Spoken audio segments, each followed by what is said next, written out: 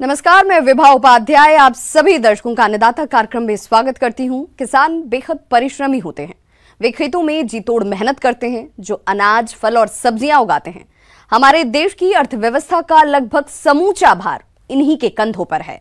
ऐसे ही भारतीय किसानों को खेती बाड़ी से जुड़ी हुई बहुत सी नई, रोचक और लाभकारी जानकारियां देने के लिए हर रोज सुबह हम आपके साथ होते हैं। तो चलिए, कार्यक्रम शुरू करने से पहले देखते हैं क्या है अन्नदाता के आज के कार्यक्रम में। कैसे लें करेले की फसल से अधिक उत्पादन।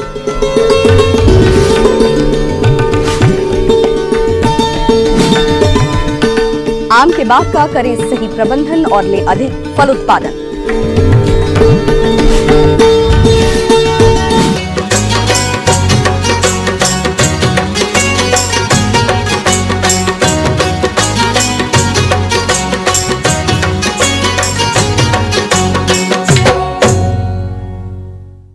कम समय और कम लागत में अधिक लाभ कमाने की चाह में हमारे जिन किसान भाइयों ने करेले की फसल लगाई है, वो इस समय बढ़वार की अवस्थाओं पर है। तो इस फसल से अधिक उत्पादन लेने के लिए खरपतवार नियंत्रण, सिंचाई, उर्वरक प्रबंधन करते हुए कीट और रोग नियंत्रण कैसे करें, इसकी जानकारी दे रही हैं विषय विशेषज्ञ नेहा कुशवाहा।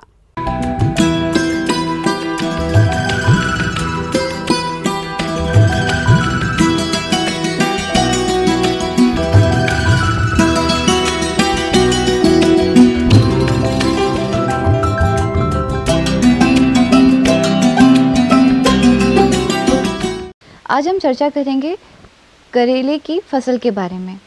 सबसे पहले हम चर्चा करते हैं करेले में सिंचाई। जैसा कि हम सभी जानते हैं कि अब मौसम बदल रहा है, धीरे धीरे गर्मी आ रही है। जो हमारे करेले की सब्ज़ी हमने लगा रखी है किसान भाइयों ने, क्योंकि अब वो 30 से 35 दिन की भी हो चुकी है, तो ज़रूरी है कि उसमें सिंचाई सही नियमित तरीके से की जाए। तो अभी हम जो करेले की हमारी जो फसल है, उसमें हमें 4 से 5 दिन के अंतराल में सिंचाई करनी चाहिए। जो हमारे कुछ किसान भाई अगर फ्लड इरिगेशन के माध्यम से अगर सिंचाई कर रहे हैं, तो वो 5 से 6 दिन के अंतराल में सिंचाई कर सकते हैं। और अगर जो हमारे कुछ और भाई किसान भाई हैं जो ड्रिप इरिगेशन के माध्यम से अगर सिंचाई करते हैं, तो वो 3 से 4 दिन के अंतराल में सिंचाई कर सकते हैं।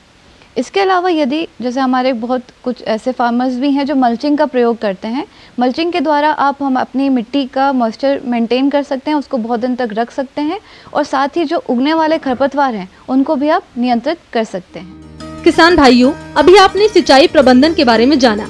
अब आइए जानते हैं आप करेला की फसल से ज्यादा उत्पादन प्राप्त करने के लिए खरपतवार नियंत्रण और उर्वरकों का प्रयोग किस प्रकार से करें। सबसे पहले हम ये जान लें कि खरपतवार से हमारी मुख्य फसल पर क्या असर पड़ता है। जैसे कि हमारी मुख्य फसल हमने करेला लगा रखी है, अगर उसमें कोई भी खरपतवार आता है, तो वो जो मॉइस्चर हुआ, लाइट हुआ या हवा है, इन सब के लिए वो कॉम्पीट करता है। तो जिससे जो हमारी मुख्य फसल है उस पर बहुत ही ज़्यादा प्रभाव पड़ता है। वो अपनी ग्रोथ पूरी नहीं कर पाता है और कभी कभी हमारी फसलों को बहुत अधिक नुकसान पहुँच जाता है। तो इसलिए ज़रूरी है कि हम समय समय पर निंदाई गुड़ाई के माध्यम से हमारे खेत को साफ रखें या फिर वीड मुक्त रखें। तो हमें 25, 30 या 35 दिन के अंतराल पे हमें पहली निंदाई या गुड़ाई कर देनी चाहिए। फिर दूसरी बार जो हम करेंगे तो 45 से 50 दिन के अंतराल पे करेंगे। अब हम आगे बात करते हैं करेले में खाद एवं उर्वरक प्रबंधन की। 108 kilogram urea, 250 kilogram single super phosphate, 60 kilogram potash, इसकी भी हमें आवश्यकता होती है। मतलब यूरिया का जो हमारी मात्रा हमने ली है उसकी आधी मात्रा को हम लेंगे, और सिंगल सुपर फॉस्फेट और पोटैश इसकी पूरी मात्रा को हम जब हम खेत तैयार करते हैं उस टाइम हम दे देते हैं। जो हमने बचाया हुआ जो हमारा आधा यूरिया बच गया है उसको हम 2 भागों में विभाजित कर देंगे। तो जो हमारा आधा जो भाग होगा उसको हम जब हमारा फसल में 4 से 5 पत्तियां आने की अवस्था होगी हम उस समय उसको देंगे, और जो बची हुई हमारी आधी और मात्रा बची है यूरिया की, उसको हम जब हमारे पौधे में फूल आने लगेंगे उससे पहले हम उसको दे देंगे। इसके अलावा हमारे किसान भाई अपनी फसल में NPK 19-19-19 की जो पानी में घुलने वाली जो होती है उसमें 100 ग्राम वो, और साथ में ह्यूमिक एसिड की 30 ml को हम 15 लीटर पानी में मिलाकर भी छिड़काव कर सकते हैं। इससे भी हमारी फसल को बढ़त प्रदान होती है। किसान भाइयों, करेले की फसल को कीट और रोग बहुत ज्यादा नुकसान पहुंचाते हैं, जिससे उत्पादन में कमी आ जाती है। तो आप इन कीट और रोगों की पहचान कर नियंत्रण कैसे करें, आइए जानते हैं। इसमें जो मुख्य रूप से कीट लगता है वो होता है वाइट फ्लाई, जिसे हम सफ़ेद मक्खी भी कहते हैं। ये जो वाइट फ्लाई है ये सकिंग पेस्ट के नाम से जाना जाता है। सकिंग पेस्ट इसका नाम क्यों है? क्योंकि यह जो हमारे पौधा है, नाजुक या कोमल हिस्से होते हैं, जैसे पत्ती हो गई है या नए तने हैं या फ्रूट है, उनसे सक करता है, जो उनके न्यूट्रिएंट्स हैं उनको सक करता है। इसके अलग अलग स्टेजेस होती है, उसमें से जो निम्फ और एडल्ट स्टेजेस हैं ये सबसे ज़्यादा नुकसान पहुँचाती हैं। ये जो हमारी पत्तियों से सक करती हैं, जिसके कारण हमारी जो पत्तियाँ हैं वो सूखी पड़ जाती हैं या पीली पड़ने लगती हैं। साथ में एक चीज़ और मैं बताना चाहती हूँ, कि जो हमारा वाइट फ्लाई है वो एक वायरस को भी फैलाता है। येलो मोज़ेक वायरस है एक, जो वो जिसके लिए वो एक वेक्टर की तरह काम करता है। वाइट फ्लाई एक जगह सक करके वो दूसरे पौधों पे भी उसको फैला सकता है, एक पौधे से दूसरे पौधे पे धीरे धीरे करके पूरी फसल ख़राब कर सकता है। तो इसके नियंत्रण के लिए सबसे पहले हम नीम ऑयल का यूज़ कर सकते हैं। नीम ऑयल के उपयोग से भी हम इसको रिड्यूस कर सकते हैं, जिसमें हम 5 ml प्रति लीटर के हिसाब से इसका छिड़काव कर सकते हैं। दूसरा जो हमारा एक और आता है कि येलो स्टिकी कार्ड उसको कह सकते हैं। किसी भी एक पुष्टे पे पीला रंग कर दें और उसके ऊपर कुछ भी चिपचिपा आप ग्लू लगा सकते हैं या कुछ भी ऐसा पदार्थ लगा सकते हैं जिससे वो चीज़ चिपक जाए, क्योंकि ये जो वाइट फ्लाई है ये पीले रंग की ओर आकर्षित होती हैं। तो उससे क्या होगा कि ये उस पर जाके चिपक जाएंगी, तो उससे हम इनका नियंत्रण कर सकते हैं। अगर पौधों में इसका असर ज़्यादा होने लग जाए तो फिर हम आते हैं केमिकल की ओर। तो केमिकल में हम इमिडाक्लोरपिड 17.8 SL का प्रयोग करते हैं। इसमें हम उसकी 1 मिलीलीटर की मात्रा को 1 लीटर पानी में घोलकर इसका छिड़काव कर सकते हैं। जो दूसरा एक और इसमें कीट हमें मिलता है वो हमारा आता है फ्रूट फ्लाई। फ्रूट फ्लाई जो है वो क्या करती है, जो उसके फल आते हैं उनके अंदर अंडे देती हैं। अंडे क्योंकि ये अब बाहर से नहीं दिख पाता है तो इसका कोई हम कंट्रोल नहीं निकाल पाते हैं पहले शुरुआती अवस्था में। तो ये अंदर अंडे देती है, फिर वो इल्लियाँ उसमें अंडों से बाहर आती हैं, वो अंदर से पूरा फल ख़राब कर देती हैं। तो जब इनिशियल स्टेज में जैसे अगर किसान भाई देखते हैं कि उनके फसल ख़राब हो रही है या जो फल निकल रहे हैं वो सही नहीं है, तो उनको उसी टाइम पे निकाल के डिस्ट्रॉय करने के लिए आप कोई गड्ढा खोदिए और 5 सेंटीमीटर के अंदर के नीचे उसको गाड़ दीजिए। इसके द्वारा भी आप उसको कंट्रोल कर सकते हैं। उसके अलावा क्योंकि ये फ्रूट फ्लाई है तो आप फेरोमोन ट्रैप का यूज़ कर सकते हैं। फेरोमोन ट्रैप से क्या होता है, मेल अगर जो हम इंसेक्ट की बात करें वो अट्रैक्ट होते हैं और उससे हम उनको कैच कर सकते हैं और फिर हम उनकी पॉपुलेशन को रिड्यूस कर सकते हैं। तो उससे भी हम अपनी फसल को बचा सकते हैं। इसके बाद आता है ट्राइजोफोस, एक केमिकल है जिसको हम 1 ml को 1 लीटर पानी में मिलाकर उसका छिड़काव कर सकते हैं। इससे भी हम फ्रूट फ्लाई को कंट्रोल कर सकते हैं। करेले में जो मुख्यतः रोग पाए जाते हैं उनमें है पाउडरी मिल्ड्यू, जिसे हम भुभुतिया रोग भी कहते हैं। जो हमारा पाउडरी मिल्ड्यू है उसमें क्या होता है, पौधे के जो शुरुआती दिनों में जब ये रोग लगता है तो पाउडर नुमा एक परत जम जाती है पौधे के तनों पे या उसकी पत्तियों पर, और ये पत्तियों के ऊपरी सतह पर भी नीचे की सतह पर भी रहता है। तो इसके कंट्रोल के लिए जो हम यूज़ करते हैं उसमें है घुलनशील गंधक है, जिसकी हम मात्रा लेते हैं 2 से 3 ग्राम प्रति लीटर के हिसाब से इसका छिड़काव करते हैं। इससे हम पाउडर मिल्ड्यू को हम कंट्रोल कर सकते हैं। तो इस प्रकार आप जो रोग इनमें होते हैं उनसे भी आप अपनी फसलों को बचा सकते हैं, सुरक्षित कर सकते हैं और अपने उत्पादन को बढ़ा सकते हैं। किसान भाइयों, अभी तक आपने खेती से जुड़ी हुई बहुत सारी उपयोगी जानकारियां देखी। अब लेते हैं एक छोटा सा ब्रेक, जल्द लौटेंगे और कार्यक्रम में आगे भी है खेती बाड़ी से जुड़ी हुई बेहद महत्वपूर्ण जानकारियां, तो बने रहिए हमारे साथ।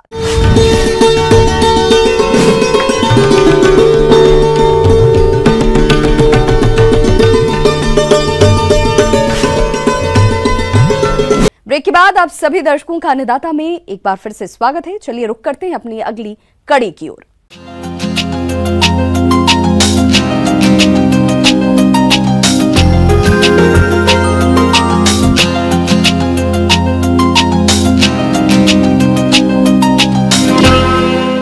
आम को फलों का राजा कहा जाता है, जिसके बाग लगाकर हमारे प्रदेश के किसान अधिक लाभ भी कमाते हैं। और अभी आम के बागों में फलन की अवस्था चल रही है, तो इन बागों से गुणवत्ता युक्त अधिक फलों का उत्पादन हो, इसके लिए आप इस समय बागों में कौन कौन से कार्यों को करें, इसकी जानकारी के लिए मिलते हैं फल अनुसंधान केंद्र ईटखेड़ी, जिला भोपाल के विषय विशेषज्ञ HL सगर से।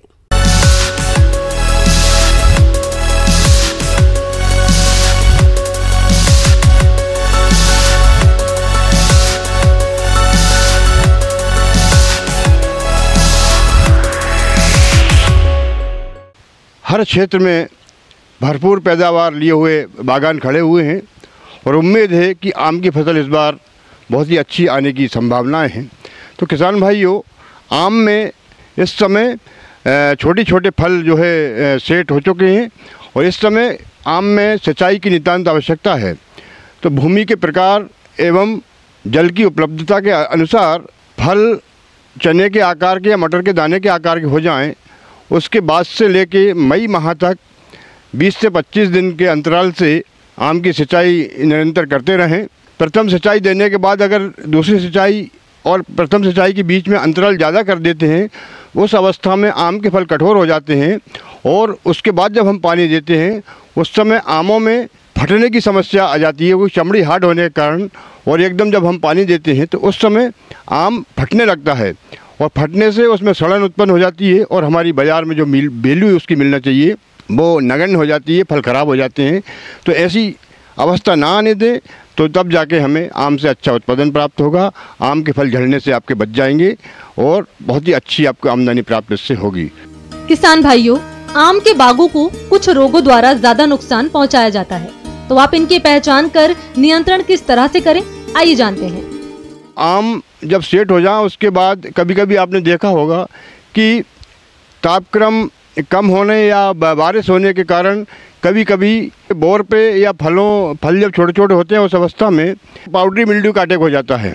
इसकी पहचान के लिए हम देखेंगे कि फूलों पे या फलों पे सफ़ेद सफ़ेद पाउडर एकत्र हो जाता है। इसके कारण फूल और फल का झड़ना ज़्यादा मात्रा में हो जाता है। इसकी रोकथाम के लिए सल्फेक्स या सल्फ़र का घोल इन पे स्प्रे करके और इस बीमारी से हम हमारे बागानों को बचा सकते हैं, आम के फलों को झड़ने से बचा सकते हैं। इसके अलावा किसान भाइयों, ये देखा गया है कि आम के बागानों में मैंगो माल फार्मेशन की समस्या भी काफ़ी बढ़ती हुई नज़र आ रही है और इस रोग में फूलों का गुच्छा जो है, पुष्पगुच्छ हार्ड हो जाता है, इसका गुच्छा बन जाता है और इसमें फल सेट नहीं हो पाते हैं। इस प्रकार ये अगर इसका नियंत्रण नहीं किया गया तो साल दर साल इसकी मात्रा बागानों में बढ़ती जाती है और धीरे धीरे करके ये पूरे बागान को अपनी चपेट में ले लेता है और बागीचा हमारा जो है बगैर फलन के ही रह जाता है। तो इसकी रोकथाम के लिए जैसे ही आप देखें कि बागानों में 1 या 2 गुच्छ आपको ऐसे दिखें तो उसी समय तुरंत आप इन गुच्छों को काट लें और काट कर नष्ट कर दें, जला दें या ज़मीन के अंदर गाड़ दें। और इसके अलावा यह बीमारी रस चूसक कीटों से फैलती है, तो ये गुच्छों को काटने के बाद पूरे बगीचे में तो कीटनाशक दवाई का स्प्रे करके हमारे बगीचों को हम सुरक्षा प्रदान कर सकते हैं। किसान भाइयों, आम के बाग से आने वाले समय में ज्यादा फलों की प्राप्ति हो, इसके लिए आपको आम के बागों में कीटों का नियंत्रण करना अति आवश्यक है। तो आप कैसे करें इस कार्य को, आइए जान लेते हैं। इसके अलावा आम में कीट देखे गए हैं जैसे कि मिलीबग से आप सभी लोग परिचित होंगे। ये पौधों की अग्रकलिका पे अपना आक्रमण करती हैं और पूरे पौधे की अग्रकलिका पे ये सफ़ेद रंग की चिपकी हुई हमें देखने को मिल जाएंगी और ये पौधे की बढ़वार को रोक देती हैं और उस अग्रकलिका को पूरी तरह खाकर उस अग्रकलिका में फूल का बनना ये रोक देती हैं और हमारा जो है उत्पादन इससे बाधित होता है। वो किसान को काफ़ी क्षति का सामना करना पड़ता है। इसकी रोकथाम के लिए गिरसित टहनियों को काट लें और काटने के बाद इनको बोरे में भर के बागानों से दूर ले जाकर इनको जला दें या ज़मीन के अंदर गड़ा दें। इसके बाद कीटनाशक दवाइयों का स्प्रे करके और इसको बढ़ने से हम रोक सकते हैं। इसी प्रकार आम का फुदका या मैंगो हापर जैसे हम कहते हैं, ये भी आम के बागानों में फलों से पत्तियों से रस चूसकर पौधे को काफ़ी नुकसान पहुंचाता है और इसको ज़्यादा मात्रा में रस चूसने से फलों का झड़ना ज़्यादा हो जाता है।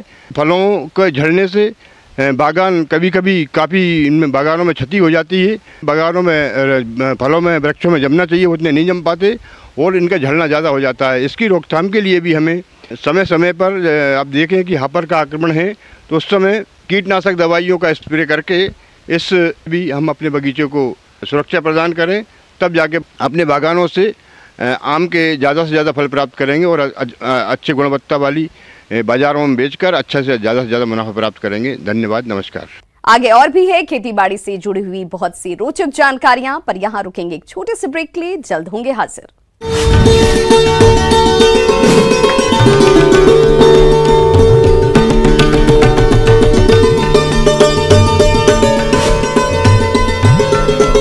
ब्रेक के बाद बाद एक बार फिर से आप सभी दर्शकों का अन्नदाता कार्यक्रम में स्वागत है। बढ़ते हैं अपनी अगली प्रस्तुति की ओर।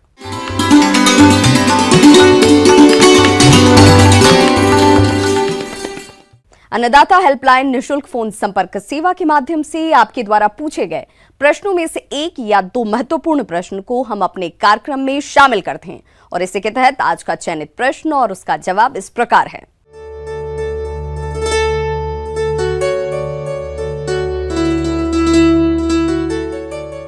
अन्नदाता कार्यक्रम में आज जो प्रश्न हमने शामिल किया है उसे पूछा है खानपुर जिला शिवपुरी से सुधीर चौधरी ने।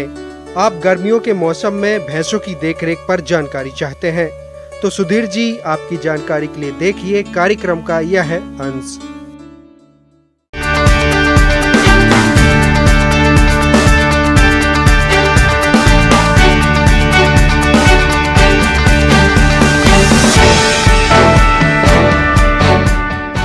वैसे हमारे देश में सभी जगह और सभी भागों में पाई जाती हैं और इनसे जो दूध उत्पादन की क्षमता है तो सबसे ज़्यादा अभी भी लगभग 56% के आसपास में दुग्ध उत्पादन हमारे देश में भैंसों से दिया जाता है और पूरे दुनिया में जो भैंसें हैं उसका सबसे ज़्यादा प्रतिशत हमारे देश में ही निर्भर करता है।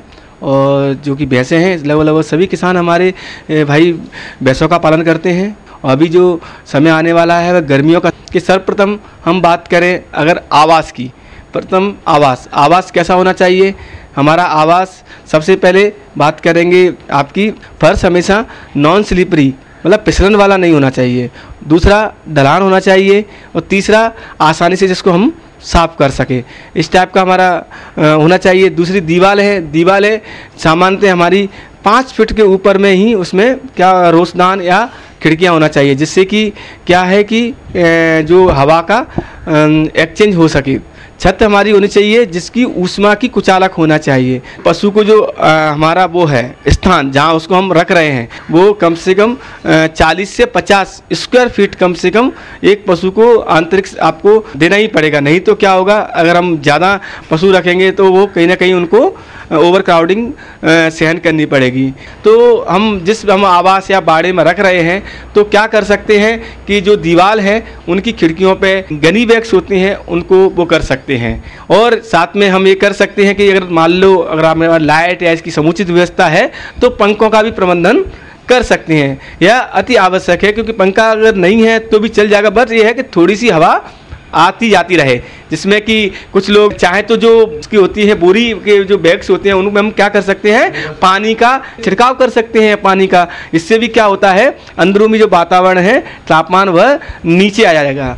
पॉगर भी लगा सकते हैं जो कि पानी का स्प्रिंकल कर सकते हैं। कुछ किसान भाइयों ध्यान नहीं दे पाते हैं, बीच में गड्ढा हो जाता है उसमें मूत्र और उसका वो इकट्ठा होने लगता है, उसी में फिर संक्रमित कीटाणु पनपने लगते हैं। और उसमें सफाई का अति ध्यान रखना है। सफाई जैसे कि भाई रोज सुबह सुबह उसमें झाड़ू लगा दिया जाए, चूने का थोड़ा सा हम छिड़काव कर सकते हैं, उससे भी बहुत सारे कीटाणु मर जाते हैं। दिन के समय में हमें पशुओं को घने छाया वाले पेड़ जैसे नीम के पेड़ और भी होते हैं उसके नीचे ही रखना है। समय समय पर इनको नहलाएं, पानी की आवश्यकता है कि उनको पानी में उनको नहलाएं और बार बार पानी डालें। इसको बेलोविंग कहा जाता है। किसान भाइयों, दुधारू पशुओं से अधिक दूध का उत्पादन मिले इसके लिए दुधारू पशुओं को समय समय पर उचित मात्रा में संतुलित आहार खिलाना होगा। तो आप पशुओं को संतुलित आहार कब एवं कितनी मात्रा में खिलाएं, इस बारे में विस्तार से जानते हैं। आहार हम गर्मियों में देना ही पड़ेगा। अगर कोशिश करें किसान भाई मिश्रित चारा दे, मिश्रित में जैसे दाना है, दाना क्या है देना अति आवश्यक है जिसमें कि आपका मक्का है, खल है, चापड़ है, चुरी है, खनिज मिश्रण के लवण ये सब अनुपात में मिले हुए होना चाहिए। दूसरा है कि भाई थोड़ा सा हम जैसे नमक है या मिनरल की जो ईंटें आजकल मार्केट में 2 से 3 किलो की ईंटें उपलब्ध हैं वह भी हम दिन में लगा दें। अब दाना देना कितना है, इसीलिए हमने सीधा नियम बनाया है कि 2 किलो दूध पे 1 किलो दाना। साथ में अगर किसान भाई अगर संपन्न है तो 1 से 2 केजी उसके बॉडी मेंटेनेंस के लिए भी दे सकते हैं। भूसा है का उपयोग कर सकते हैं और ये भी अति आवश्यक है। कम से कम एक पशु को 10 किलो तक मिनिमम उसकी आवश्यकता है। 10 किलो भूसा तो आपको प्रतिदिन देना ही है। हाँ, वो निर्भर करता है आकार पे, 8 से 10 केजी तो आपको यह निर्भर करेगा ही। एक और अति आवश्यक है पानी। पानी इनके लिए, क्योंकि ये इनके शरीर में हमको जितना हो सके उतना अधिक इनको पानी पिलाएं। 3 से 4, 5 या 6 टाइम तक भी हम उनको पानी पिला सकते हैं। वो निर्भर करता है कि उस समय तापमान कितना जा रहा है। किसान भाइयों, बदलते मौसम में आपके पशुओं में विभिन्न बीमारियों का प्रकोप होता है, जिस कारण आपके पशु रोगग्रस्त हो जाते हैं। तो इस समय पर आप अपने पशुओं को रोगग्रस्त होने से कैसे बचाएं? आइए जानते हैं कि गर्मियों में कुछ विभिन्न प्रकार की टीके लगाना अति आवश्यक है, क्योंकि जो पहली बारिश होती है उससे खासकर गलघोटू और आपका है BQ, ये 2 बीमारियां बारिश के आने के प्रथम सप्ताह में ही ये घेर लेती हैं। इसीलिए इनका गर्मियों में हम लोग समय रहते अगर टीकाकरण कर दें गलघोटू का और BQ का, तो इन बीमारियों से हम बचा ही सकते हैं। और बाह्य परजीवी और अंत परजीवी की भी समस्या है। बाह्य परजीवी सबसे ज़्यादा परेशान करते हैं, तो बाह्य परजीवी के लिए सॉल्यूशन उपलब्ध हैं, उनको लगाएं। और अंत परजीवी के लिए जैसे उपलब्ध हैं फेल्बेंडाजोल और भी लीवामेसासोल, ये सब उपलब्ध हैं डीवर्मिंग, वो आप उनसे कर सकते हैं।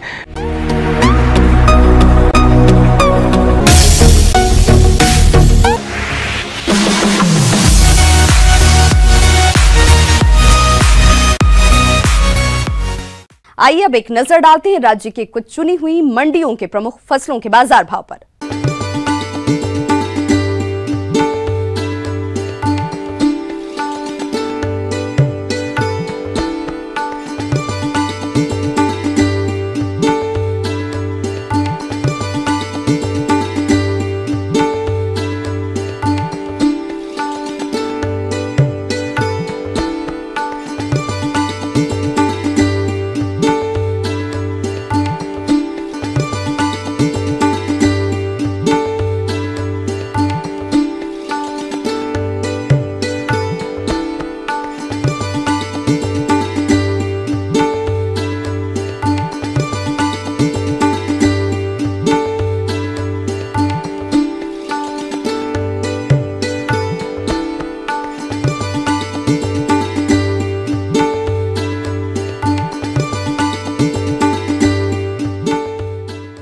अब आइए देखते हैं कल दिखाए जाने वाले कार्यक्रम की मुख्य झलकियां। टमाटर की फसल से अधिक उत्पादन लेने का तरीका,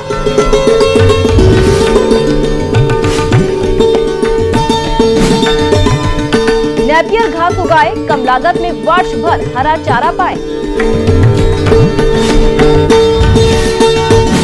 किसान भाइयों, अन्नदाता आपकी सेवा के लिए संकल्परत है। कृषि संबंधित समस्या और सुझावों के लिए आप हमें इस पते पर संपर्क कर सकते हैं। प्रोड्यूसर अन्नदाता, न्यूज़ 18 मध्य प्रदेश।